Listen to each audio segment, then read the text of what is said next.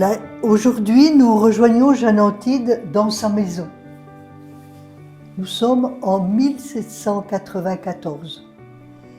Les lois de la Révolution française ont supprimé toutes les congrégations religieuses du pays. Jeanne Antide est donc revenue à Sensé, après avoir vécu 6 années chez les Filles de la Charité. Mais durant ces 6 années, elle s'est laissée habiter par l'esprit de Saint Vincent de Paul. Elle a appris à retrouver Dieu en toutes circonstances, en toutes situations. Elle a surtout appris à aimer et servir le Christ Jésus dans la personne des pauvres, des malades.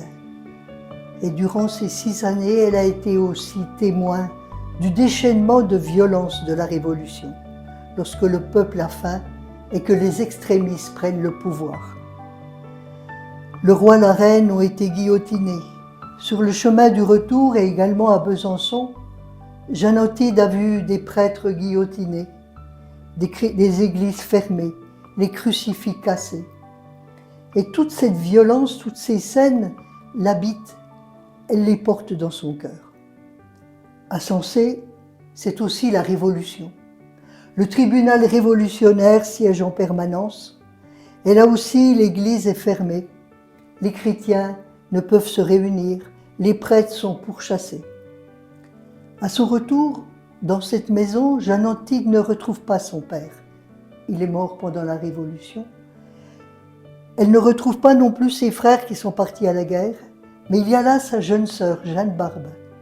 Et ces 2 jeunes femmes se proposent de vivre dans la prière et la retraite.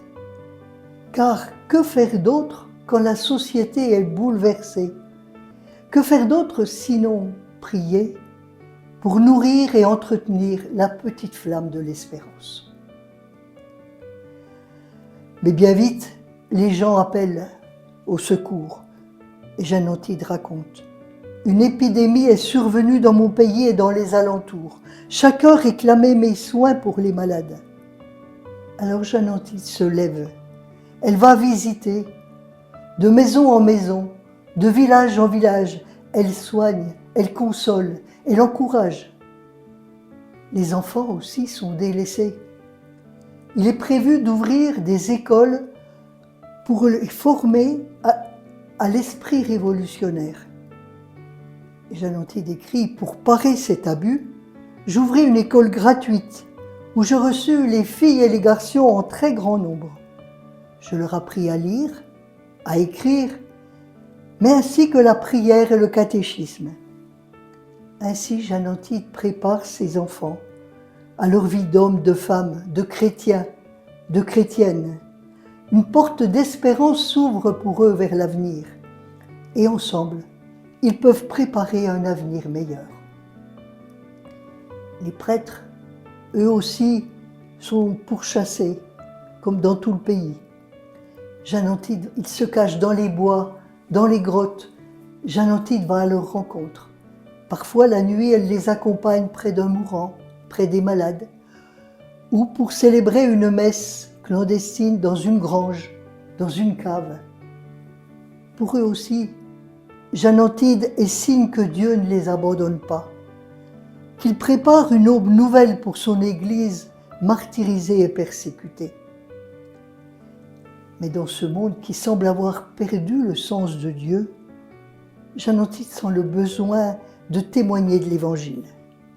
Pour ces chrétiens privés de sacrement, elle leur propose de se réunir pour prier.